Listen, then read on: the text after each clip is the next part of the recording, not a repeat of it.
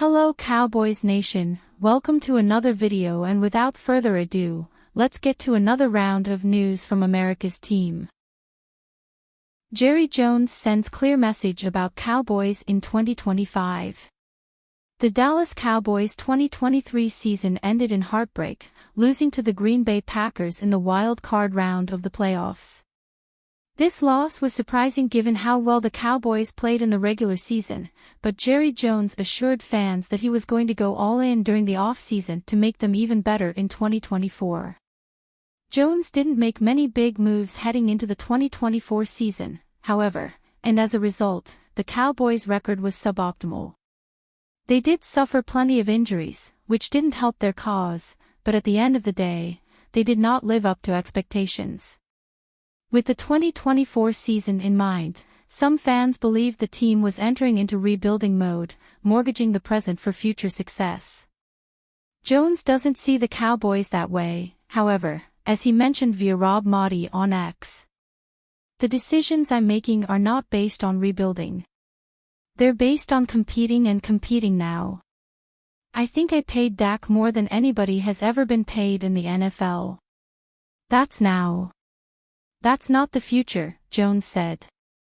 In Jones' mind, the Cowboys have all the necessary pieces in place to compete in 2025, believing in Dak Prescott to get the job done.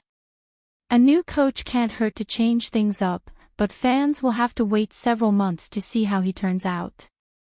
For now, the Cowboys will look to free agency and the draft, hoping to find players that can align with this vision of a continued win-now mentality. Jerry Jones hints Dallas Cowboys are eyeing Micah Parsons' extension. Jones discussed the team's approach to free agency while hinting a mega extension could be coming for star edge rusher Micah Parsons. "We spent the most money of anybody in the NFL on a player last year. If we can do that again, that'd be pretty good. I think you ought to look at free agency, not so much the criticism we got last year, but look at in years past and how we've done it will probably be more in line."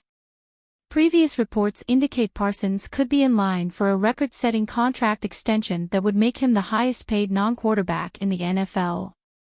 If that happens, it will be well-deserved. Parsons missed 4 games for the Cowboys this season, but he still finished among the NFL leaders in sacks, tied for 5th in the league and 1st in the NFC with 12 on the year. By hitting the double-digit mark, Parsons joined an exclusive club of NFL legends to record at least 10 sacks in each of their first 4 seasons. The other 3 players were Pro Football Hall of Famers Dwight Freeney, Derek Thomas, and Reggie White.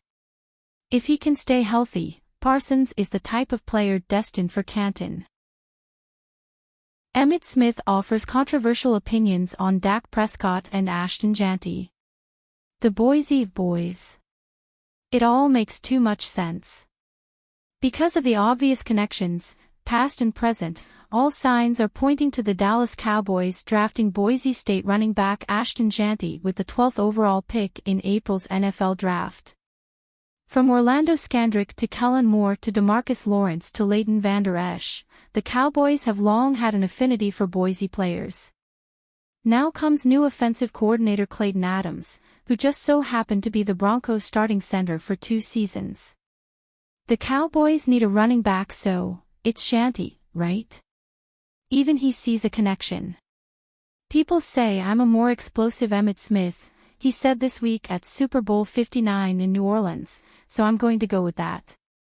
Emmitt won 3 Super Bowl rings and set the NFL's all-time rushing record on his way to the Cowboys' Ring of Honor and the Pro Football Hall of Fame, so safe to say fans would be okay with a more explosive version. There's only hiccup in the equation. Emmitt doesn't want the Cowboys to draft Jeanty. Not because he's not a good running back, but because he wouldn't be a great fit. If he comes to the Cowboys right now, he's going to get beat up, Emmitt said during a radio interview this week at the Super Bowl. "I don't think we're ready. We don't have the right mindset. We don't have the right commitments." Translation: Emmitt is frustrated at the Cowboys' tendency to abandon the running game and, therefore, thinks Jeanty would be wasted on a pass-first team. New head coach Brian Schottenheimer and Adams, who specialized in the running game during his time with the Arizona Cardinals, might change that narrative, but for now, it's better to wait. Cowboys predicted to add stealth quarterback in Brian Schottenheimer move. The Cowboys carried two quarterbacks for the entire 2023 and 2024 seasons, having made an ill-advised deal for Trey Lance at the end of the 2023 training camp. Lance, ultimately, could not even beat out backup Cooper Rush on the depth chart. But now both Rush and Lance are free agents, and Dallas might be reluctant to pay decent money to a number two, not while Dak Prescott is on a record-setting $240 million deal. Thus, the Cowboys may well look to the NFL draft to fill the role. With Prescott in place, the Cowboys could be willing to gamble on a cheap alternative at QB2. They did sign Will Grier, who has been with the team in 2 training camps, to a reserve future contract last month, and he could be given a chance to finally win the job. But even if Grier is a QB2 candidate, expect Dallas to seek to bolster the depth behind Prescott.